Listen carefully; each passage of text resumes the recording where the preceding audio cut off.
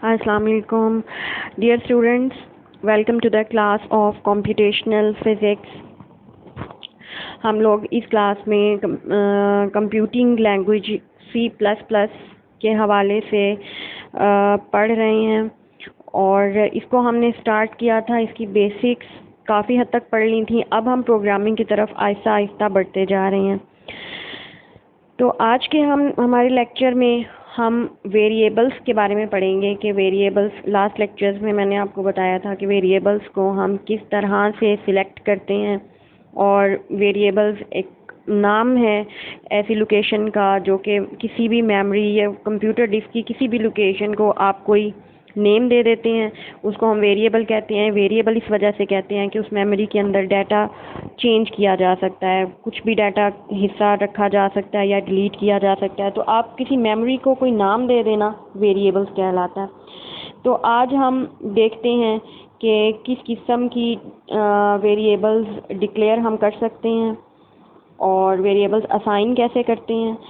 तो आज की इस डिक्लेरेशन स्टेटमेंट में सबसे पहले हम ये देखेंगे कि वेरिएबल्स को हम डिक्लेयर कैसे करते हैं। The declaration of the variables, declaration of the variables. अगर हम इसमें देखें तो ये हमें यहाँ पे नज़र आ रहा है कि हमने सबसे पहले इंस्ट्रक्शंस कौन सी देनी है या वो कौन सी वर्ड्स हैं जिनको चूज़ करने के बाद हम वेरिएबल्स को कोई डाटा या कोई असाइन कर सकते हैं, इंफॉर्मेशन वगैरह। तो इसमें आप देखें कि सबसे पहले जो चीज़ आती है सिंटैक्स। सिंटैक्स क्या होना चाहिए? सिंटैक्स वो स्टेटमेंट होती है या वो ग्रामेटिकल स्टेटमेंट होती है जिसमें आपने वैल्यूज़ किस तरह से लिखनी है कि वेरिएबल्स को वैल्यूज़ असाइन हो जाएं। फॉर एग्जांपल अगर C++ में वेरिएबल्स को डिक्लेयर करने का सिंटैक्स क्या होगा,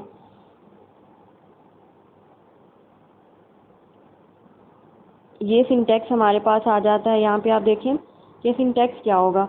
इसके लिए type list of variables, type का मतलब है कि आपने लिस्ट ऑफ वेरिएबल्स लिख देनी है सबसे पहले, तो स्पेसिफाई करनी है। मतलब टाइप क्या कहता है कि specified data type of variables. पहले आप data type of variables specify करेंगे।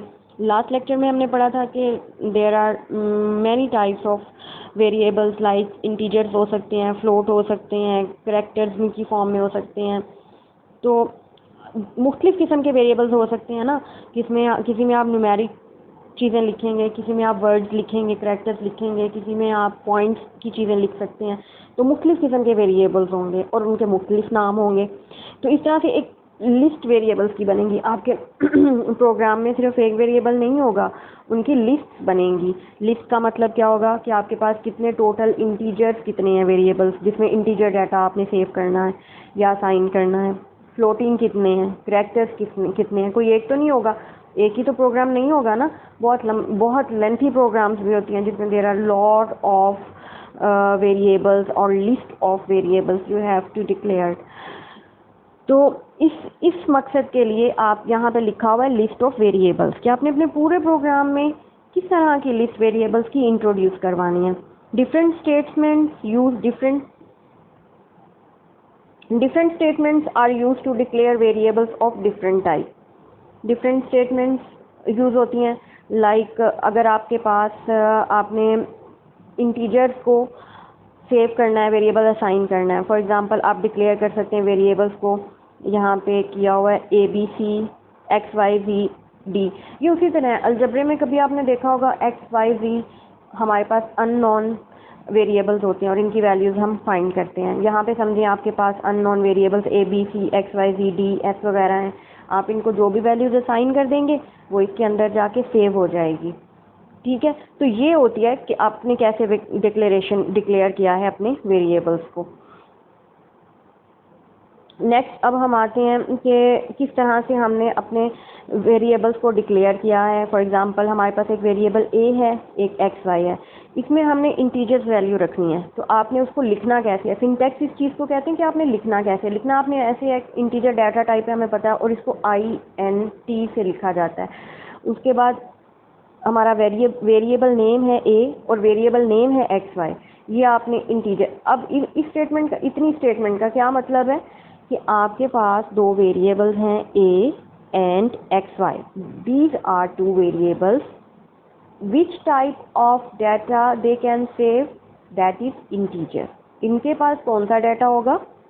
इंटीजर्स की फॉर्म में डाटा जो भी होगा, जितना भी होगा वो इनके पास होगा। ठीक है। अच्छा, नेक्स्ट हमारे पास, अगर हमें हमारे प्रोग्राम में सिर्फ इंटीजर्स मतलब फुल नंबर्स आपको नहीं चाहिए, 1 2 3 की फॉर्म में नहीं चाहिए, बल्कि पॉइंट्स की फॉर्म में चाहिए, तो आप you can declare another variable that is called B. B is floating. Float का मतलब आपको पता है कि अब फ्लोट इसको बी को ऐसी वैल्यूज असाइन करेगा जो कि फ्लोटिंग होंगी। उसके बाद होगा कैरेक्टर. कैरेक्टर में वेरिएबल का नाम है NM और इसको आपने लिखना ऐसे है NM और इसके साथ ब्रैकेट्स में 15 आपने लिखना है और एंड पे सेमी कॉलन भी लग रहा है। ये स्टेटमेंट्स बिल्कुल आपने ऐसे लिखनी है, नाम चेंज हो सकते हैं लेकिन स्टेटमेंट्स आपने बिल्कुल इसी तरह से लिखनी है कि कोई भी इसमें ग्रामेटिकल एरर ना आए और सिंटैक्स इसका सेम रहे। तो ये NM एक ऐसा वेरिएबल है जिसमें कैरेक्टर्स की फॉर्म में डाटा सेव होगा। इसी तरह से डबल भी एक वेरिएबल है और डबल एक हमने लास्ट टाइम जो डाटा टाइप्स में पढ़ा था कि डबल जब हम असाइन करते हैं किसी वेरिएबल को तो इसका मतलब होगा कि वो इसकी कैपेसिटी को डबल कर देगा, कि data entering capacity, data saving capacity को डबल कर देगा। और क्यों वो डबल करेगा? अब देखें सम है, सम अगर आपके पास कोई बहुत बड़े नंबर्स होते हैं उनका सम आप सम करते हैं, सम इसके अंदर बहुत सारी वैल्यूज़ का सम करें वो बहुत ज़्यादा आएँ, इस वजह से आपने इस मेमोरी को या इस लोकेशन को डबल कर दिया। ठीक है, ताकि काफ़ी सारे अगर हमारे पास इंफॉर्मेशन है या डाटा है बहुत लेंथी है या हैवी है तो वो उसके लोकेशन भी उस लिहाज से हमने मेमोरी भी उसको डबल की असाइन किया। तो ये हमारे पास स्टेटमेंट्स हैं या सिंटैक्स हैं जो कि आपने असाइन करने हैं वेरिएबल्स नेम, इसको वेरिएबल्स डिक्लेयरिंग कहते हैं। अच्छा, उसके बाद नेक्स्ट पॉइंट है initialization of variables. Initialization variables का क्या मतलब है कि अब आपने सबसे पहले वेरिएबल्स को वैल्यू असाइन कर लें। क्या वैल्यूज असाइन करेंगे? जो आप देना चाहते हैं। फॉर एग्जांपल मैं A को 110 देना चाहती हूँ, B को 60 देना चाहती हूँ।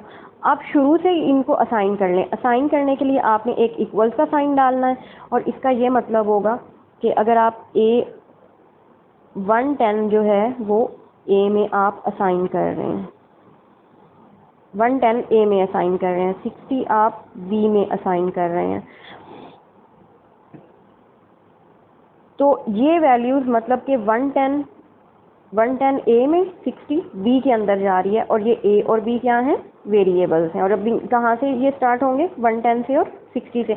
और ये अच्छा होता है कि आप शुरू से ही इनको वैल्यूज़ असाइन कर दें, क्योंकि ऐसा ना हो आपके पास कोई ओल्ड प्रोग्राम हो उसमें आपने A को डिफ़ाइन किया हुआ और ए के अंदर कोई मुख्तलिफ और वैल्यूज़ पहले से स्टोर हुई पड़ी हों। फॉर एग्जांपल ए के पास 526 हो, 1 हो, 2 हो, कोई वैल्यू पहले से साइन हुई हो।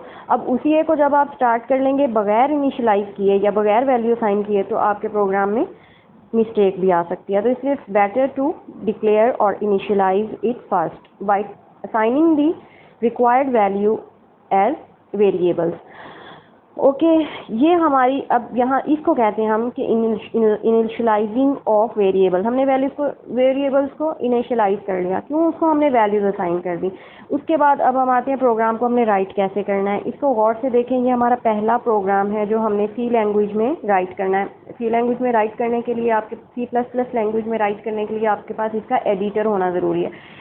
मतलब ऐसा एडिटर जिसमें आपने अपने टाइप्स करनी है सारी इंस्ट्रक्शन। ठीक है, आप समझें कि आपके सामने वो एडिटर ओपन हुआ है। अब आपने सबसे पहले हमने लास्ट टाइम भी पढ़ा था कि क्या करना है, हेडर फाइल इंक्लूड करनी है। और हेडर फाइल इंक्लूड करने का जो सिंटैक्स है वो ये नंबर इंक्लूड और नाम ऑफ हेडर फाइल, ये आपने लिख देना।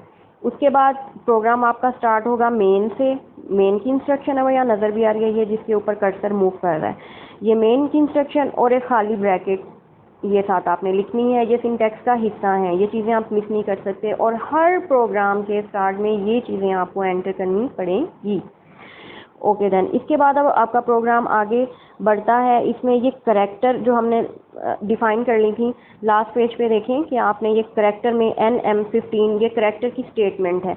अब करेक्टर को आपने वैल्यू देनी क्या है वो इस नेक्स्ट प्रोग्राम में यहाँ पे वो लिखी हुई है। वो मेरा ख्याल है कि मुझसे वो इधर यहाँ से मिस्टेकनली वो निकल गई है पिक्चर्स में से।